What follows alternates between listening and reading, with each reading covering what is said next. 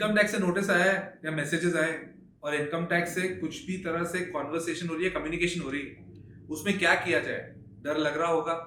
और ये जो कॉन्वर्सेशन किया है मैंने सीए पंकज शाह सर के साथ में, ये कॉन्वर्सेशन में आपका डर तो खत्म होगा ही होगा और आपको समझ में आएगा कि एग्जैक्टली इस सिचुएशन में हमें करना क्या है।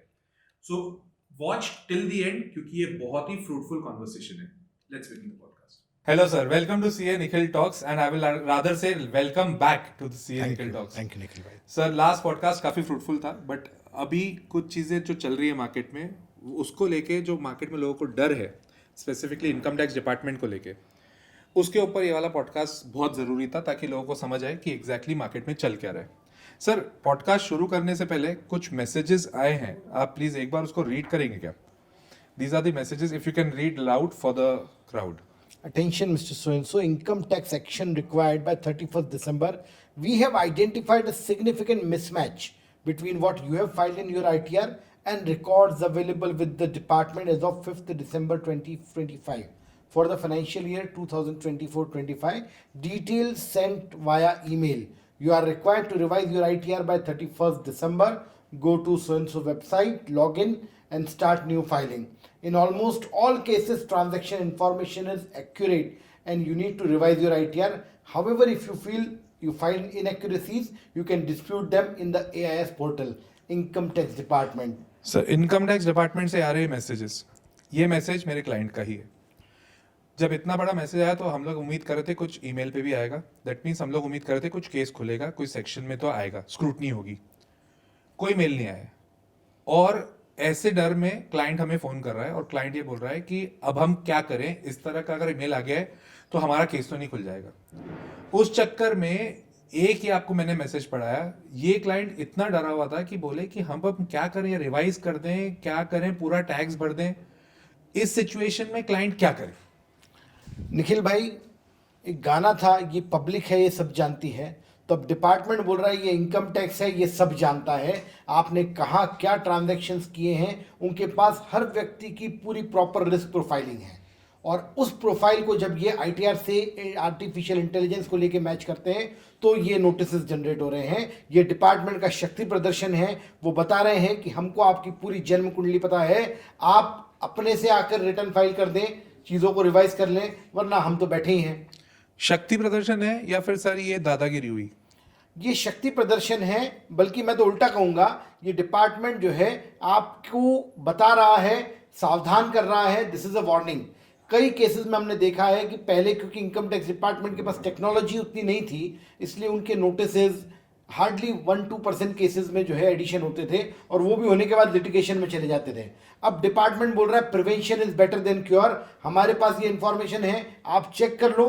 अगर आपको लगता है कि आपकी चीज़ सही है तो कोई दिक्कत नहीं, बट अगर आपने कहीं भी टैक्स इवेजन किया है तो अभी भी मौका है, अपनी भूल को सुधार लो.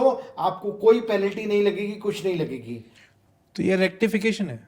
ये रेक्टिफिकेशन नहीं है, ये अपने जो है गिरबान में जाके देख लो कि आपने कहीं कोई गलत एडवाइस पे कोई गलत काम तो नहीं किया, कोई बोगस डोनेशन, कोई गलत एचआरए की रिलीफ, कोई भी ऐसी रिलीफ जो आप एंटाइटल नहीं थे और आपने क्लेम की है, तो ये आपके पास आखिरी मौका है 31 दिसंबर तक बिना कोई लेट फीस के. सर, जब मैंने पढ़ाई करी थी तब उस समय इनकम टैक्स में कुछ सेक्शंस ऐसे थे कि अगर आपने रिटर्न भर दिया है और आप रेक्टिफाई कर रहे हो तो उसके बेसिस पे आप रिवाइज रिटर्न कर सकते हो. ये पावर है क्या डिपार्टमेंट के पास में कि इस तरह से बोले रेक्टिफिकेशन छोड़ो, अगर तुमने कुछ गड़बड़ी करी है तो तुम पहले ही जाके उसको सेट कर दो? यहाँ पर असेसी के पास ऑप्शन है, जो टैक्स पेयर है उसके पास ये ऑप्शन है कि वो जाके अपना रिटर्न रिवाइज कर दें. बोले आप कर दो, आपने नहीं किया तो उसके बाद नेक्स्ट प्रोसेस है कि अगर कोई बड़ा इंपॉर्टेंट मैटर है या कोई पॉलिटिकल डोनेशन जैसा इशू है तो आपको इन्वेस्टिगेशन विंग बुलाएगी. और जब इन्वेस्टिगेशन विंग के पास जाते हैं तो अच्छों की पतलून ढीली हो जाती है. इन्वेस्टिगेशन विंग जिस तरीके से बात करते हैं वो आपको सीधे बोलेंगे कि भैया ये इन्फॉर्मेशन है हमारे पास, आप या तो इसको सरेंडर कर दो, अदरवाइज आपकी प्रोसीडिंग्स होगी, पेनल्टीज लगेगी. और पेनल्टी भी अब 200% लगती है. और पेनल्टी में आपको छोड़ देंगे ऐसा नहीं है, प्रोसिक्यूशन के भी चांसेस हैं. और हमारा एक आम आदमी, एक आम भारत का करदाता जब डिस्ट्रिक्ट कोर्ट जाता है और अपनी जमानत करवाता है तो हर किसी के बस की बात नहीं है. स्पेशली ये जो नोटिसेज आए हैं ये सैलरी टैक्स पेयर्स को या उन लोगों को जो नॉर्मल रिटर्न फाइल करते हैं. बिजनेसमैन के केस में ये नहीं है, जहां पर आपका टीडीएस इतना परफेक्ट हुआ है, फॉर्म 16 जाता है, एम्प्लॉयर को आप सारी डिटेल देते हो और उसके बाद भी अगर आपका रिफंड निकल रहा है तो कुछ तो गड़बड़ है। बट सर कैसे होगी? जैसे फॉर एग्जांपल कोई सैलरीड बंदा है, हाँ। उसके पास में उसने सारी detail the, but at the end जब एम्प्लॉयर को सारी डिटेल देते हैं, कुछ ना कुछ एक्स्ट्रा तो अमाउंट रहता है कि उसका कुछ अलग से डिडक्शन हो। वो हर चीज़ तो नहीं बता सकता एम्प्लॉयर को। अब वो चीज़ के बाद में टीडीएस कटता है, ये मुझे समझ में आता है। एम्प्लॉयर को सारी डिटेल दी, अकॉर्डिंगली टीडीएस कट रहा है। बट कुछ डिडक्शंस ऐसे होते हैं, जैसे ओल्ड रिजीम की अगर मैं बात करूं तो 80C नाम का जो सेक्शन था, वो लोग बोलते हैं कि आप अपना पूरा एलआईसी का डिस्कशन दो, पूरा एलआईसी का बताओ कि कितना दिया है। लास्ट मोमेंट पर टैक्स सेविंग के लिए अगर मैं एलआईसी का पेमेंट ज़्यादा करता हूँ तो ऑटोमेटिकली मेरा रिफंड बनता है। तो इस ऐसे केसेस भी खुलते हुए दिख रहे हैं, क्योंकि ओल्ड रिजीम का तो ये लास्ट ईयर ही हो गया एक तरह से। देखिए, पहली बात तो कोई केस खुल नहीं रहा है, ये आपको केवल एक इंटीमेशन, एक वार्निंग है कि अगर कहीं कुछ गड़बड़ है तो भैया खुद से आके जो है अपना रिटर्न रिवाइज कर लो। अगर आपको लगता है कि आपने जेन्युइन 80C के जो डोनेशन किए, आपके पास रिसिप्ट है, सारे डॉक्यूमेंट्स हैं, तो इससे घबराने की कोई जरूरत नहीं, आपको कोई एक्शन लेने की जरूरत नहीं है, यू आर परफेक्टली फाइन। पर अगर कोई डिडक्शन गलती से ले लिया है, कोई भी मिस्टेक हो गई है, तो ये आपके पास मौका है 31 दिसंबर तक बिना किसी एक्स्ट्रा फीस के आप अपने रिटर्न को रिवाइज कर सकते हो। जस्ट इन केस किसी ने नहीं किया तो उसके ऊपर क्या इम्प्लीकेशंस होंगे? देखिए, अगर नहीं किया और डिपार्टमेंट उसका एडिशन करती है, आपका स्क्रूटनी खुलता है या 143(1) में एडिशन होता है, तो उसके बाद आपके ऊपर अंडर रिपोर्टिंग और मिस रिपोर्टिंग की पेनल्टीज लग सकती हैं। और ये अंडर रिपोर्टिंग की पेनल्टी मिनिमम 50% है, और अगर आपका ट्रांजैक्शन मिस रिपोर्टिंग में फॉल होता है, जो एक थोड़ा सा बड़ा ऑफेंस है, तो आपको 200% ऑफ टैक्स और टू बी वेडेड की पेनल्टी लगेगी। तो इसलिए इट इज़ बेटर कि हम खुद से ही चेक कर लें। अदरवाइज एक और ऑप्शन ये है कि अगर हमको कोई 133(6) इन्वेस्टिगेशन विंग का नोटिस आया और हमें लगता है 31 दिसंबर मिस हो गया, तो कोई बात नहीं, आपको 25% एक्स्ट्रा पेमेंट करना पड़ेगा 1 साल के लिए। और अगर नेक्स्ट ईयर जा रहे हैं 2 साल बाद, तो आपके लिए 50% एक्स्ट्रा पेमेंट आपको लगेगा, which is a penal payment. इसलिए आज मौका है, अगर आज समझ में आ जाता है तो आज ही सुधार लो। बट सर, नेचुरल जस्टिस का एक तरह का उल्लंघन नहीं हुआ? अपॉर्चुनिटी ऑफ बीइंग हर्ड तो यहाँ पे आई नहीं। बिल्कुल उल्लंघन नहीं है। कोई भी एक्शन अगर ये आगे करते हैं तो आपको अपॉर्चुनिटीज भी मिलेगी प्रॉपर। ये तो एक केवल इंटीमेशन है, ये एक संदेश उन्होंने दिया। जैसे मैंने आपको कहा, डिपार्टमेंट का शक्ति प्रदर्शन है कि हमारे पास सारी आपकी प्रोफाइल है, अब आप समझ लो आपको क्या करना है। बट सर, आपको नहीं लगता कि डिपार्टमेंट को फिर ये बोलना चाहिए कि भाई अगर हम तुमको एक मैसेज भेज रहे हैं तो ईमेल तो भेजो, कहाँ पे डिस्क्रिपेंसी उनको लग रही है वो बताएं। अभी तो ये एक तरह का धमकावा मैसेज आ गया कि हमको तुम्हारे बारे में कुछ पता है, अब हमको पता है, तुम अपने आप सही कर लो जो करना चाहते हो। मतलब उन्होंने ओपन विंग दे दी। अगर तुमको हमारे बारे में कुछ पता है, ये गवर्नमेंट है, गवर्नमेंट का मेन ऑब्जेक्टिव है सोसाइटी के बेनिफिट के लिए, तो ऐसा नहीं होना चाहिए कि ठीक है हमको ये वाली डिस्क्रिपेंसीज लग रही हैं, आप इसको देखो, अगर ये गलत है तो उसको रेक्टिफाई करके फिर रिटर्न भर दो। देखो निखिल भाई, अगर हमको बुखार आता है तो हम डायरेक्ट टैबलेट ले लेते हैं, इसके बजाय डॉक्टर के पास जाए तो बेटर है। वैसे ही ये जो हमारा नोटिसेज आए हैं, अगर आप किसी प्रोफेशनल के पास जाएंगे, चार्टर्ड अकाउंटेंट के पास जाएंगे, तो वो डिकोड करके आपको इस मैसेज से बता देगा कि कहाँ पर आपकी गड़बड़ हो रही है। क्योंकि क्या होता है, इनकम टैक्स इतना कॉम्प्लेक्स है, AIR, AIS, TIS, वो आपका प्रोफाइल देखेगा और वो आपको अपेरेंटली रीजन आइडेंटिफाई करके बता देगा कि आपने या तो कैश डिपॉजिट किया होगा, या आपके खर्चे ज़्यादा हैं, आपके क्रेडिट कार्ड के पेमेंट बहुत है पर आपकी सैलरी रिटर्न आप कम दिखा रहे हैं। तो ये सारे रीजंस हैं जो एक प्रोफेशनल प्रॉपर तरीके से आइडेंटिफाई करके आपको हेल्प कर सकता है। बट ठीक है, अब उसके लिए किसी को प्रोफेशनल की जरूरत पड़ेगी, मैं मान रहा हूँ वाली बात। बट डोंट यू फील कि डिपार्टमेंट को ये वाली चीज पे क्रिस्टल क्लियर ऐसा बोलना चाहिए कि for example so and so person है, उसके पास में ये डिस्क्रिपेंसी मेरे को मिली है, ठीक है, तुम इसको चेक कर लो, अगर ये डिस्क्रिपेंसी गलत है तो इसको तुम रेक्टिफाई करके डाल दो। जब आप अपने प्रोफाइल में जाएंगे, आपकी प्रोफाइल पे सारा उपलब्ध है। अब आप इमेजिन करें, the volume of these kind of notices is something very huge. इस तरीके के जो मैसेजेस जा रहे हैं, 15 लाख रिटर्न तो ऑलरेडी रिवाइज हो चुके हैं, डिपार्टमेंट में बताना चाह रहा है। और जब आप इतने बड़े वॉल्यूम में बात करेंगे तो आपको एक स्टैंडर्ड प्रोटोकॉल देना पड़ेगा। इसमें भी उन्होंने क्लासिफिकेशंस किए हैं, जैसे कोई NRI पहले फॉरेन में था, अब इंडिया आ गया, या किसी का फॉरेन ट्रांजैक्शन है, रिलेटिव फॉरेन में है और आपने फॉरेन में बैंक अकाउंट खोल लिया, या आपकी जो एम्प्लॉयर है उसकी कोई फॉरेन होल्डिंग कंपनी है, उसने आपको ESOP दिए हैं और आपके पास फॉरेन असेट हो गई, तो फॉरेन असेट से रिलेटेड सेपरेट नोटिस आए हैं। उसमें बहुत क्लियरली उन्होंने बताया कि आपके कुछ फॉरेन असेट्स आइडेंटिफाइड हैं, उन फॉरेन असेट्स के लिए आप जो है शेड्यूल FA आपने कुछ नहीं भरा है, कृपया करके उसको भर दें। अभी क्या हो गया है, हमारा इंडिया का इंफॉर्मेशन शेयरिंग एग्रीमेंट पूरी दुनिया की सब कंट्रीज के साथ में है। अमेरिका में तो जो लॉ है उसका नाम ही फटका है, foreign account tax compliance act. तो अगर आपने कोई भी इंफॉर्मेशन एक्सचेंज में नहीं आई, आपके यूएस में कोई एसेट है, आपने इंडिया में नहीं बताया, इंडिया में एसेट है और यूएस का सिटीजन है, तो वो इंफॉर्मेशन शेयर हो रही है। हमारे यहाँ तो फिर भी ठीक है, यूएस में सीधे जो है आपको इम्प्रिजनमेंट है टैक्स एविजन में। हमारे यहाँ तो बड़ी मुश्किल से सुना होगा कि कोई जेल गया टैक्स चोरी के लिए। वो तो इंडिया का रूल है ना कि इकोनॉमिक लॉ में एकदम से जेल नहीं आती है। बट सर जैसा ने फॉरेन का बोला, मैंने मोबाइल हाथ में इसलिए उठाया, वापस एक ये मैसेज आया, क्या ये उसी से कनेक्टेड है क्या? अगर if you can just read once again. Data has been shared by foreign jurisdiction showing that you held earned foreign assets income during the calendar year 2024. However, scheduled foreign asset was not included. देखिए, मैं यही बता रहा था आपको कि उनके पास information आ गई कि आपके पास फॉरेन में असेट है या फॉरेन में कोई इनकम हुई है, बट आपको अगर ऐसे किसी भी फॉरेन एक्सचेंज में इनकम हुई है तो आपको शेड्यूल FA भरना है फॉरेन असेट्स। अगर आपने वो शेड्यूल नहीं भरा, नील है, तो उन्होंने उनका रिस्क पैरामीटर ये दिया कि भैया ये जो इन्फॉर्मेशन में जितने लोगों के नाम है, अगर इनके शेड्यूल FA ब्लैंक है तो पहले उनकी आप जो है नोटिस जनरेट कर दें। तो ये नोटिस नहीं है, केवल इंटीमेशन है। इसमें निखिल भाई एक और चीज बहुत ध्यान देने की जरूरत है, हर नोटिस नहीं है। कई लोगों ने इसको धंधा बना के फेक नोटिस भी दे रहे हैं। आपको डर लगेगा अरे इनकम टैक्स से नोटिस आ गया, जैसे आज की तारीख में जब सबको नोटिस आ रहे हैं, हमें लगेगा अरे हमें भी आ गया, लिंक पे क्लिक कर दिया, आपका बैंक अकाउंट खाली हो सकता है। तो ये भी डिस्टिंक्शन करना जरूरी है कि आपका नोटिस जेन्युइन है या ये फेक नोटिस है। इसलिए यहाँ पर प्रोफेशनल की वापस जरूरत पड़ती है। तो इसको कैसे जस्टिफाई करें कि ये फेक है या फिर जनरल पब्लिक के लिए तो सर आप और हम चार्टर्ड अकाउंटेंट है तो ऑटोमेटिकली हमारे लिए थोड़ा इजी हो जाता है। जनरल पब्लिक फिर इसको कैसे बाइफरकेट करे? देखिए, अलग अलग तरीके। सबसे पहला सटीक उपाय, अपने प्रोफेशनल चार्टर्ड अकाउंटेंट के पास जाएं, वो आपको गाइड कर देगा कि ये सही है नहीं। दूसरा, अगर आपको एक थंब रूल करना है तो उस नोटिस या जो भी इंटीमेशन आया उसको चैट जीपीटी पे डाल के पूछ लो, क्योंकि क्या हो रहा है, ये सारे नोटिस में कहीं फॉन्ट गलत है, स्पेलिंग मिस्टेक्स हैं, तो वो समझ में आ जाएगा इनकम टैक्स से नहीं है। ये भी एक जो है थंब रूल है, but better approach is you go to a professional and show it to him. Sir तो ये AI जनरेटेड मैसेजेस तो नहीं है क्या? ये इंस्टीट्यूट का कुछ ट्रिगरिंग पॉइंट है कि ये वाली चीज अगर मिसमैच हुई तो मैसेज डाल दो? ये ट्रिगरिंग पॉइंट डिपार्टमेंट के हैं, उनका एक रिस्क मैनेजमेंट सिस्टम है। उस RMS रिस्क मैनेजमेंट सिस्टम के अंदर उन्होंने कुछ कंडीशन ट्रिगर्स डाल रखे हैं कि अगर आपके शेड्यूल FA के अंदर कुछ नहीं है और आपकी फॉरेन असेट है, ट्रिगर कर दो।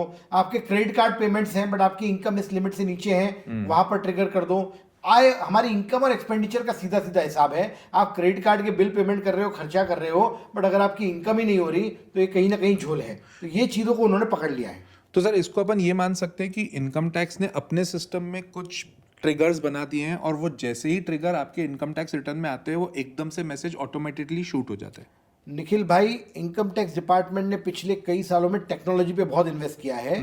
मुझे याद है कुछ साल पहले 300 करोड़ रुपए L&T को दिए थे प्रोजेक्ट इनसाइट के लिए कि एक सिस्टम ऐसा डेवलप करें कि जो इनकम टैक्स रिटर्न्स हो रहे हैं हमारे, इस बार आपने ध्यान दिया होगा तो इनकम टैक्स रिटर्न्स के लिए डेट बढ़ाई थी 15 सितंबर, क्योंकि उन्होंने एक नए प्लेटफॉर्म पे शिफ्ट किया है। और ये जो नया प्लेटफॉर्म है ये इसलिए इंपॉर्टेंट है क्योंकि इससे हमको बेटर रिजल्ट मिल रहे हैं, मोर एक्यूरेट इन्फॉर्मेशन मिल रही है। वो अपने मैसेज के नीचे भी लिख के दे रहे हैं कि हमारी इन्फॉर्मेशन लगभग एक्यूरेट है, फिर भी अगर आपको कोई डिस्क्रिपेंसी लगती है तो आप आगे बताएं।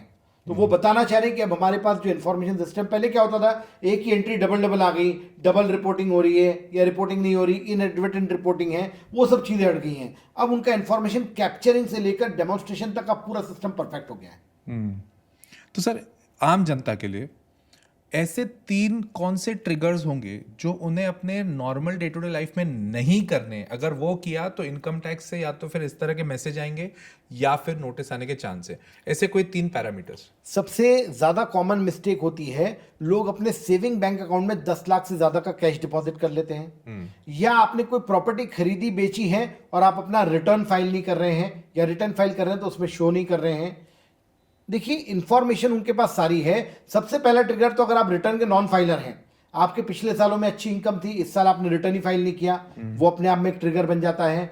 आपके ITR को मैच करते हैं दूसरी चीजों से, आपके GST में टर्नओवर दिख रहा है बट आप इनकम टैक्स में रिटर्न फाइल नहीं कर रहे हैं। ये सारे ट्रिगर हैं क्योंकि अब सारे GST, इनकम टैक्स, ये सब इंटीग्रेट हो चुके हैं, इनकी इंफॉर्मेशन ऑटोमेटिकली आपको दिख रही है। आज अगर आपका 26 AS में टर्नओवर दिख रहा है, 50 लाख का टर्नओवर है पर आपने GST रजिस्ट्रेशन नहीं कराया, तो वो इन्फॉर्मेशन भी GST के पास जा रही है और उसके बेस पे नोटिस आ रहे हैं।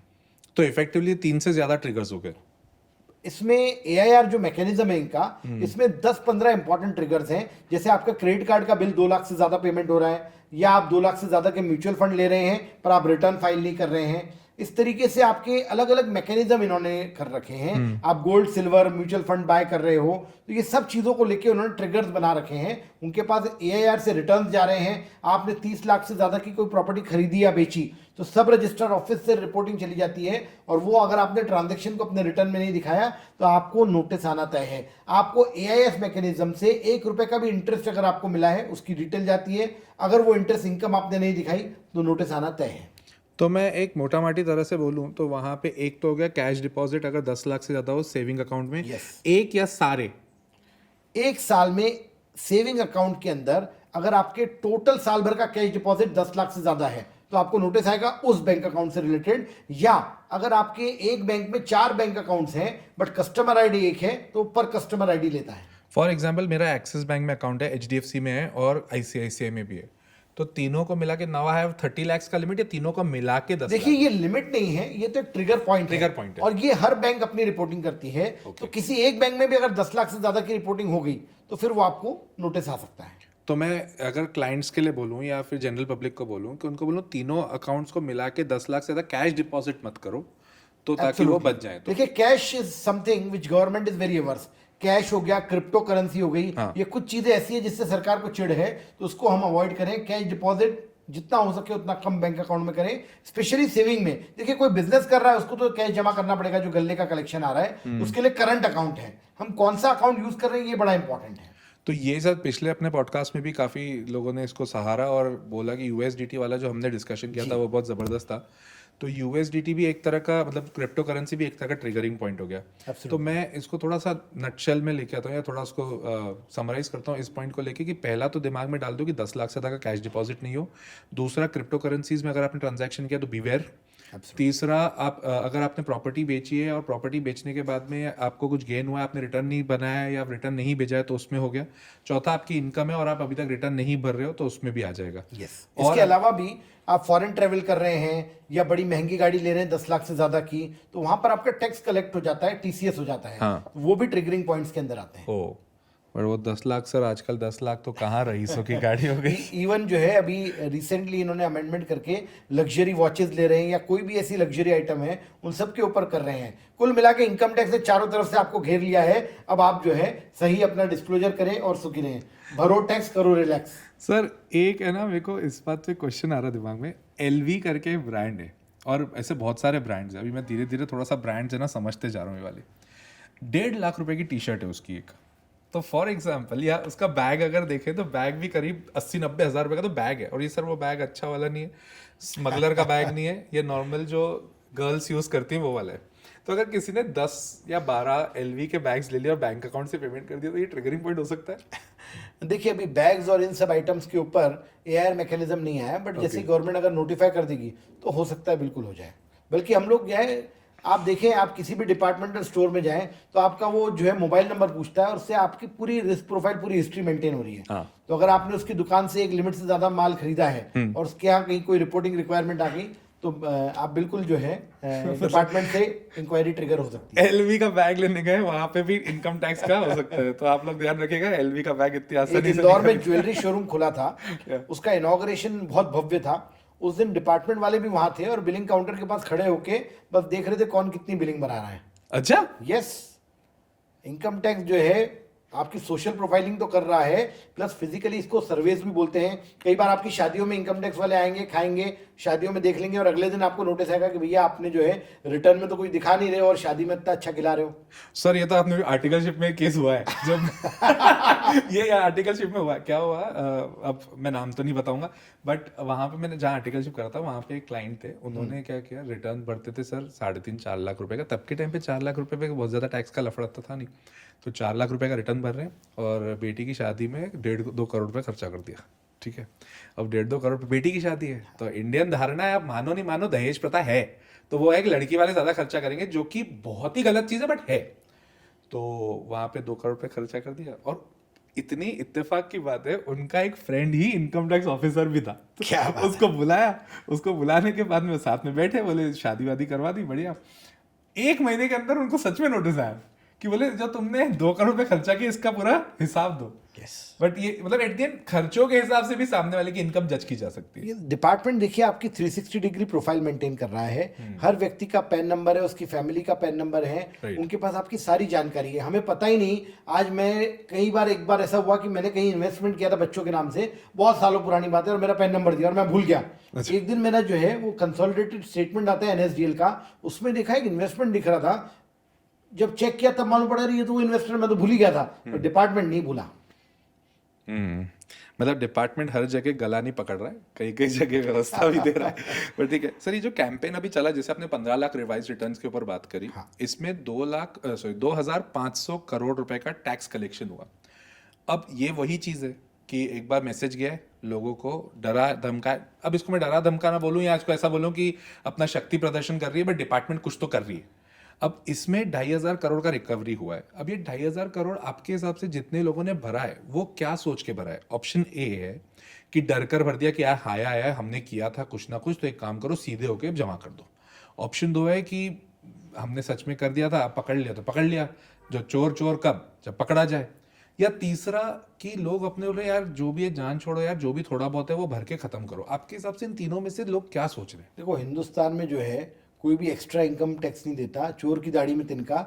जिसने कहीं भी कोई गलत एडवाइस के अंतर्गत कोई बोगस डोनेशन या ऐसा कुछ भी किया है, उसको समझ में आ गया। और इसके पहले एक भूमिका आप ये देखिए, पिछले 2 साल से मुहिम चल रही है पॉलिटिकल डोनेशन की, और लोगों ने देख लिया जिस तरीके से केसेस रीओपन हो रहे हैं और हैवी पेनल्टीज लग रही हैं, तो ये तो बेटर है। कई लोग ऐसे थे, सैलरीड एम्प्लॉयज थे, उन्होंने जो है बातों में आके जोश जोश के मेरे दोस्त ने तो लिया मैं भी ले लेता हूं, और इस तरीके से किया। और अभी भी उनके नोटिस, असेसमेंट और स्क्रूटनीज चल रही हैं, अपील चल रही हैं। और ये तो अभी बहुत अच्छा मौका है क्योंकि ये नज कैंपेन है, this is non intrusive campaign. एक बार इंट्रूजन, आपको नोटिस आ गया विंग से, उसके बाद फिर पेनल्टीज, प्रोसिक्यूशन, बहुत सारी चीजें हैं। प्रोसिक्यूशन तो फिर भी कम केसेस में होगा, पर पेनल्टी आपको 200%, मतलब खाया पिया कुछ नहीं, गिलास थोड़ा 12 आना। 1 लाख रुपए का डोनेशन करके आपने टैक्स तो शायद 30,000 का बचाया होगा, बट आपको 1 लाख रुपए, 1.25 लाख रुपए देने पड़ेंगे। सर नच के ऊपर मैं एक बार बात करता हूँ। एक बार वापस जो नोटिस आया था मेरे सामने आया, एक मेरे क्लाइंट का ही मैसेज आया था मेरे को, I got this message today morning, I did donation only once in 22-23। ठीक है, income tax action required, message था ये, income tax action required for so and so client, our records show that you claimed charitable or relief fund donation deduction in your assessment year 22-23, मतलब financial year हो गया 21-22. However, based on your PAN you provided, the organization you donated to may not be eligible for this deduction you claimed. You need to update your ITR to either add the correct PAN or remove the deduction. तो ये तो डराने धमकाने वाला हुआ ही नहीं, मतलब उन्होंने ये चीज समझ ली वो कि यार इंफॉर्मेशन गड़बड़ दे रहे हैं और प्रिसाइज इंफॉर्मेशन दे रहे हैं। अब वही बात है, आदमी जो है इनकम टैक्स का नाम देखते ही डर जाता है, पर भैया अपने सीए के पास जाओ, अपने प्रोफेशनल के पास जाओ, वो उसको पढ़ के आपको बताएगा कि घबराने की जरूरत है या नहीं है। मतलब इन शॉर्ट डिपार्टमेंट आपको बोल रहा है कि भाई हमको कुछ डिस्क्रिपेंसी पता पड़ी है, तुम अपने हिसाब से एक बार देख लो, एग्जैक्टली। और देख के अगर तुम करेक्ट करना चाहते हो करेक्ट कर लो, वरना बाद में हम केस खोलेंगे तो डिटेल और भी निकालनी पड़ेगी। पहले क्या होता था निखिल भाई, कोई भी केस रीओपन करने के पहले वो आपको नोटिस देते थे, आपको बोलते थे रिटर्न भरो, जो कुछ छुपाया बता दो, और उसके बाद रीजन बताते थे, ताकि जो है अगर हमने उनके पास जो मालूम है उससे ज्यादा कुछ छुपाया तो वो भी उनको टैक्स मिल जाए। बट अब सिस्टम चेंज हो गया, अब वो तो अपफ्रंट बोल रहे हैं कि भैया ये इन्फॉर्मेशन हमारे पास में है, तुम तो भैया अपना 148 के रिस्पॉन्स में अब रिटर्न भर के इसको ऑफर कर दो। सर डिपार्टमेंट को मालूम है, देखिए लड़ाई झगड़े से कभी उनका फायदा नहीं हुआ, इसलिए भय बिना होए न प्रीति, ये नोटिस भेज दिए। अब आप जो है, इससे कोई 2,500 करोड़ इंपॉर्टेंट नहीं है डिपार्टमेंट के लिए। जहां पर 20 लाख करोड़ का टैक्स कलेक्शन हो रहा है, वहां ये 2,500 करोड़ तो डेसिमल में भी नहीं है, बट इंपॉर्टेंट इस डर का माहौल, डर के माहौल से ज्यादा अवेयरनेस, जागृति कि आदमी गलत काम ना करे। सर डेटा की बात आपने सही की, मैंने उसको भी ऊपर काफी रिसर्च किया। 34 लाख करोड़ का इंडियन का बजट रेवेन्यू होता है, 17 लाख करोड़ का इनकम टैक्स कलेक्शन है, जिसमें से 8 लाख करोड़, मतलब अगर इसको मैं काटते जाऊं 34 में से आधा is income tax, 17 lakh income tax, 17 lakh crore जो आ रहा है उसमें से I was actually when I was researching on this, मेरे लिए भी थोड़ा शॉकिंग था कि 17 लाख करोड़ में से कॉर्पोरेट सिर्फ 8 लाख करोड़ देता है, और 8.5 से 9 लाख करोड़ देता है पर्सनल, मतलब नॉन कॉर्पोरेट्स। यस। तो इन दिस सिचुएशन ये जितने भी रिटर्न्स भरे हैं, तो क्या आपको लगता है ये कंपनीज ने ज्यादा भरे हैं या फिर ये इंडिविजुअल ज्यादा भर रहे हैं? क्योंकि डिपार्टमेंट कहाँ पे दे रहा है नोटिस? एक तो जैसे अभी अपन ने पॉलिटिकल पार्टी डोनेशन के ऊपर बात करी, Yes. तो ये नॉर्मली किसको आ रहे हैं? ये पर्सनल इनकम टैक्स जो ये नॉर्मल इंडिविजुअल्स हैं वो लोग भर रहे हैं या कॉर्पोरेट्स के ऊपर भी आ रहे हैं? देखिए 99% नोटिसेस ये नॉन कॉर्पोरेट्स को हैं, और उसका रीजन भी है, कॉर्पोरेट के पास में एक प्रॉपर एडवाइजर रहता है जो उसको सही सलाह दे देता है कि किस तरीके से किस ट्रांजैक्शन में रिस्क हो सकता है। But non corporate salaried employ वो खुद भी कई बार अपना रिटर्न भर देता है, किसी पोर्टल के थ्रू भर देता है, या किसी जो है नीम हकीम खतरा है जान कहीं ऐसी जगह रिटर्न भर दिया, तो ये दिक्कत आना तय है। इसको हम बोलते हैं पेनी वाइज पाउंड फुलिश। वो अपना जो है 5,000 रुपए बचा के शायद 50,000 का नुकसान करा रहा है, वही वाली बात है। सर इसको थोड़ा और इलैबोरेट करिएगा प्लीज। देखिए क्या होता है, कई बार आपने किसी पोर्टल पे जाके डिटेल डाल के खुद अपना रिटर्न भर दिया, या डायरेक्ट आईटीआर जो है इनकम टैक्स पोर्टल पे जाके कि मैं खुद ही रिटर्न भर दूं, मैं क्यों फीस दूं अपने सीए को 2,000 5,000 जो भी इनकम के हिसाब से कॉम्प्लिकेशन के हिसाब से फीस बनती है, और वहां पर आदमी फिर डिटेल देना भूल जाता है, चूक जाता है, उसको समझ ही नहीं आता हमारा इनकम टैक्स लॉ सुभान अल्लाह इतना सिंपल भी नहीं है। तो वो कोई चीज मिस कर गया जो इंपॉर्टेंट थी, ट्रिगर पॉइंट थी, तो नोटिस आना तय है। इसलिए it is always advisable, you should not be Penney wise pound foolish. मतलब जो है 10 रुपए बचाने के चक्कर में आप 100 रुपए लगवा दो। आप अपने प्रॉपर सीए के पास में, काउंसिल के पास जाएं, वो आपको गाइड करेगा, आपको ऐसे सारे ट्रिगर आपके प्रोफेशनल को मालूम है, और आपको सही सलाह देके आपका रिटर्न ऐसे फाइल करेगा कि इस तरीके के नोटिस या कोई भी सूचना आपको नहीं आएगी। आपने सर नज के ऊपर बात करी, वो नज एग्जैक्टली क्या है? नज basically it is non intrusive method, कि आपको जो है केवल एक वार्निंग मैसेज भेज रहे हैं। इंट्रूसिव क्या होता है, 133(6) का नोटिस आपको विंग से आ गया, या स्क्रूटनी का 142(1) में आ गया, या रीअसेसमेंट का 148 में आ गया, या आपको पेनल्टी का 271 में आ गया। ये सब इंट्रूसिव मेथड्स हैं कि आपको डायरेक्ट अटैक हो गया। ये तो एक सिंपल वार्निंग मैसेज है, non intrusive, to create awareness कि अगर कहीं भी कुछ गलती हो तो अपनी चीज को रिव्यू कर लो, अपनी किताबों को वापस देख लो। ये एक अपॉर्चुनिटी है कि भैया वापस देख लो, एक उसमें जो है रिवीजन करने में कुछ गलत नहीं है। सर एक डेटा मैंने भी रिसर्च करके आया था, 10.4 करोड़ टैक्स पेयर्स हैं इंडिया के। यस, ये जो नज का मैसेज है वो गया है 36 लाख लोगों को, दैट इज 3.6 मिलियन। जो लोगों ने एक्चुअली मैसेज तो ज्यादा गया है, इन लोगों ने अपना रिवाइज रिटर्न किया है, इसमें से 21 लाख लोगों ने अपडेट किया है, यस, और 15 लाख लोगों ने रिवाइज किया है। मेरा क्वेश्चन वापस सर एक ही चीज पे आ रहा है, क्या इतनी गड़बड़ियां चल रही है? मतलब इतने लोगों का गड़बड़ था, 36 लाख इज ह्यूज नंबर।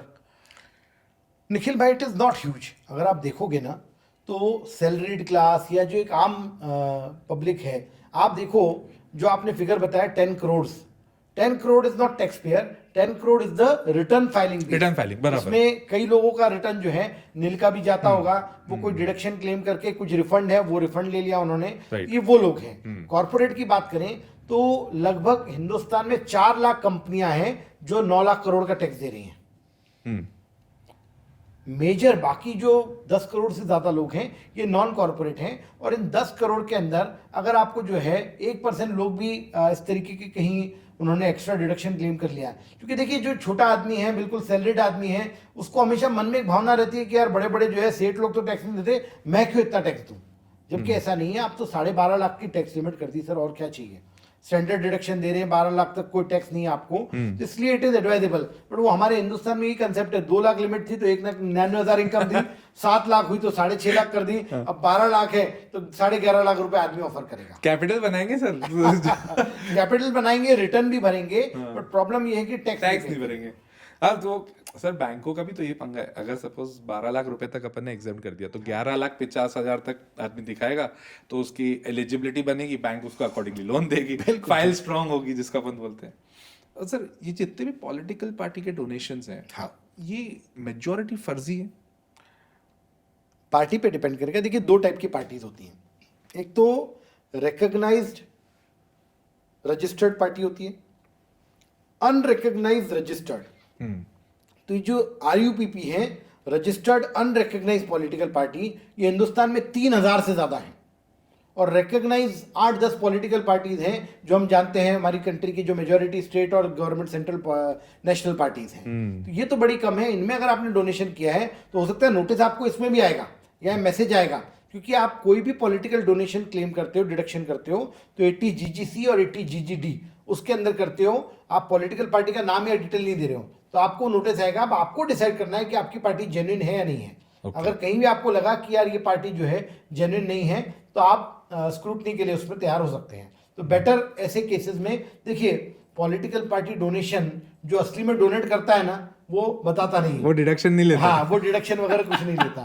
तो इसलिए अपने बुक्स को, अपने फैक्ट्स को देख के हर करदाता को डिसीजन लेना चाहिए। उसके पास ये 31 दिसंबर का ऑप्शन है। इट इज़ ऑलवेज बेटर कि आप जो है सही चीज़ को सही रिपोर्टिंग करें। छोटे मोटे जो है टैक्स आपको 1000, 10,000, 50,000 बचा लेंगे, क्या बचाएंगे, और उस चक्कर में आप कितना बड़ा लॉस कर रहे हैं ये सोच नहीं सकते। आपको टैक्स तो देना पड़ेगा, इसके साथ में मेंटल टेंशन। मैंने पॉलिटिकल डोनेशन वाले कई केसेस में लोगों को देखा है कि उनको जब भी नोटिस आता है वो हर बार टेंशन, और एक बार आपका केस खुला तो साल में आपको 25-30 नोटिस आना तय है। तो आपका मेंटल पीस बिगड़ रहा है। देखिए, शांति की कोई कीमत नहीं होती। टैक्स भरो, करो रिलैक्स। बस सर, हम इंडिया से भी तो हैं। यहाँ पे हम टैक्स भर दें, मतलब क्लाइंट्स की अगर मैं बात करूँ वो टैक्स भर दें तो फिर हर कोई देखिए, आता है। हम लोग एक डेवलप्ड इकोनॉमी की तरफ बढ़ रहे हैं। ऐसा नहीं है कि अमेरिका में सब ईमानदार हैं या लंदन में सब ईमानदार हैं, पर वहाँ टैक्स कंप्लायंसेस बड़े स्ट्रिक्ट हैं। उनको पता चल जाता है और अगर आपने टैक्स इवेजन किया तो आपको तुरंत जेल में डाल देते हैं। हम लोग भी धीरे धीरे जो है जोर का झटका धीरे से लगे। अभी नोटिस भेजा है, अवेयरनेस भेजा है, पहले नज किया है, फिर इंट्रूजन करेंगे, नोटिस होंगे। ग्रेजुअली इंडिया भी उस तरफ डेवलप हो रहा है। हो सकता है अगले 5 साल बाद जो है टैक्स चोरी की इंडिया में कोई बात ही ना करे। तो कैश का मार्केट में फ्लो भी कम हो गया ना। अगर जैसे अमेरिकन बात करें तो अमेरिका तो आधा प्लास्टिक मनी पे चल रहा है, प्लास्टिक मनी या ऑनलाइन ट्रांसफर्स पे चलता है। हमारे यहाँ पे भी अभी वो धीरे धीरे यूपीआई से काफ़ी हद तक तो कनेक्ट हो गया है।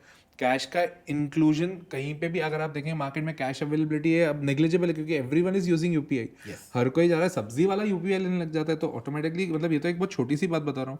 तो ये तो मेरे को भी लगता है कि आगे ना पीछे जाके हम लोग भी उसी लेवल पे जाते जा रहे हैं कि कैश ट्रांजैक्शन छोड़ दो, हम ऑनलाइन ट्रांजैक्शन से पकड़ लेंगे। तुम क्या चाह रहे हो? निखिल भाई, अगर आपने 1970s के 80s के बीच की मूवीज देखी होगी अमिताभ बच्चन की या इन लोगों की, तो उसमें स्मगलिंग का बड़ा आता था। पर आज स्मगलिंग सुनने में नहीं आता। स्मगलिंग क्या है? क्योंकि गवर्नमेंट ने स्मगलिंग को जो है वो गोल्ड इंपोर्ट को लीगलाइज कर दिया, तो स्मगलिंग क्राइम ही खत्म हो गया। मतलब अगर किसी क्राइम को खत्म करना हो तो उसको लीगलाइज कर दो। वही तरीका हुआ। पहले टैक्स रेट भी हमारे देश में बहुत ज्यादा थे। वंस अपॉन अ टाइम 97.5% था। आज वहां से कैपिटल गेन का टैक्स 12.5% हो गया है। अरे आप टैक्स भरो और जो पैसा बचा है उसको एफडी करा दो, 2 साल में आपका वो पूरा पैसा रिकवर हो जाएगा इंटरेस्ट से ही।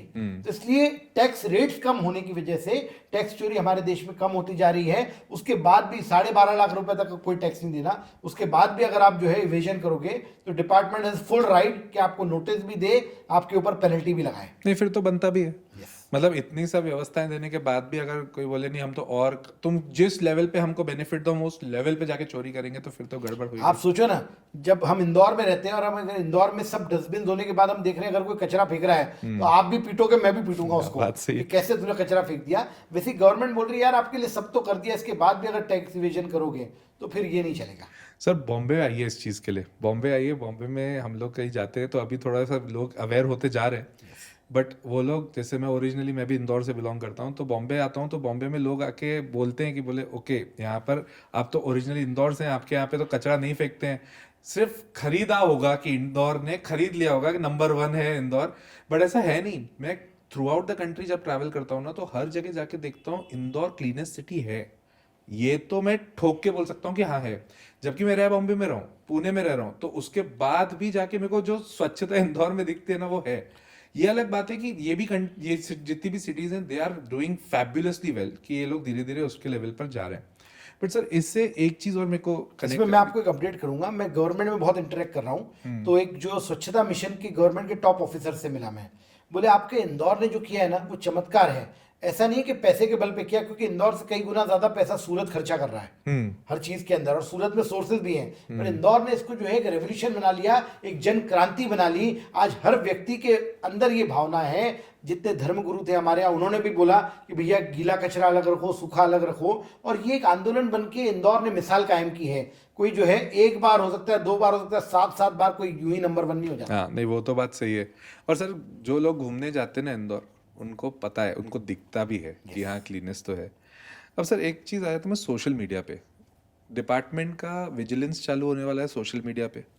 जो एक अभी नया एक्ट आ रहा है 1 अप्रैल 2026 से, ये सोशल मीडिया पे भी विजिलेंस लगेंगे, मतलब जो मैं सोशल मीडिया पे कर रहा हूँ उसके ऊपर पूरी नज़र रहेगी।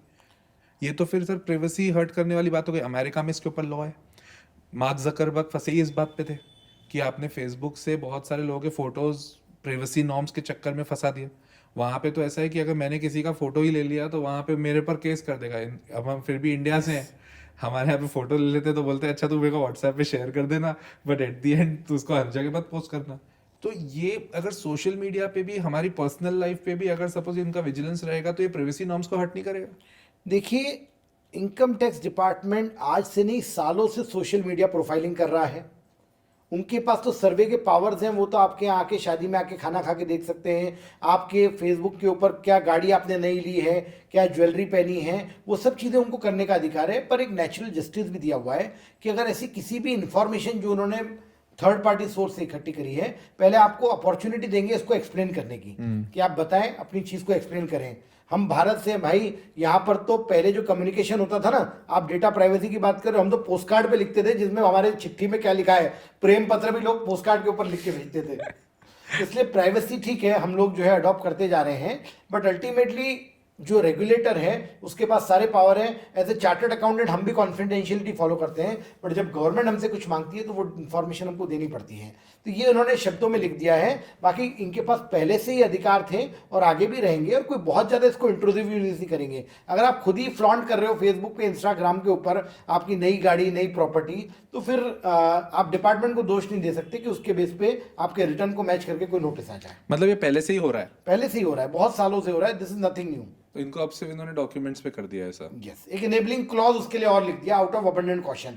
बाकी जो है डिपार्टमेंट पहले से रिस्क प्रोफाइलिंग कर रहा है और उसमें कुछ गलत भी नहीं है। मतलब इन शॉर्ट सतर्क रहें और जो कर रहे हैं बराबर करें, और बराबर कर रहे हो तो कोई बात नहीं, टैक्स भी बराबर बढ़ते चलिए। बिल्कुल सर, लास्ट पॉडकास्ट में हमने गोल्ड सिल्वर के ऊपर बात करी थी, और सिल्वर आपने कहा था कि देख लो आप।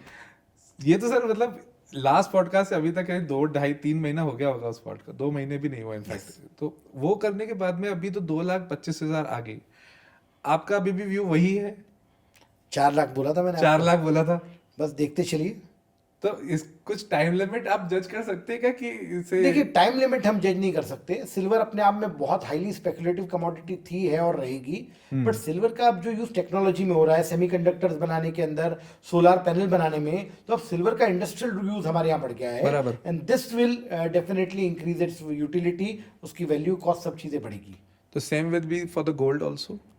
गोल्ड अपने आप में एक यूनिक कमोडिटी है, बट यस डेफिनेटली गोल्ड की भी बढ़ेगी, क्योंकि अब इंटरनेशनल मार्केट में जब डॉलर को लेके इंस्टेबिलिटी है, तो हर व्यक्ति की जब भी युद्ध जैसी स्थितियां बनेगी, कोई भी आपके जो है इंस्टेबिलिटी आएगी, तो gold is the best commodity. Sir ये तो मतलब it was a very fruitful conversation, but sir last में एक छोटी सी बधाई देना बनती है। CIRC, आप ओरिजिनली इंदौर से हैं, ओरिजिनली मैं भी इंदौर से हूँ। इंदौर की ICI की क्रिकेट टीम जो इंदौर की छा गए है, गुरु। CIRC टूर्नामेंट जीती है। सबसे पहले सर मैं आपको तो बधाई दूंगा ही दूंगा, और मैं खुद भी लूंगा क्योंकि ओरिजिनली मैं भी हूँ, क्योंकि मैं भी उस टीम से बिलोंग करता हूँ।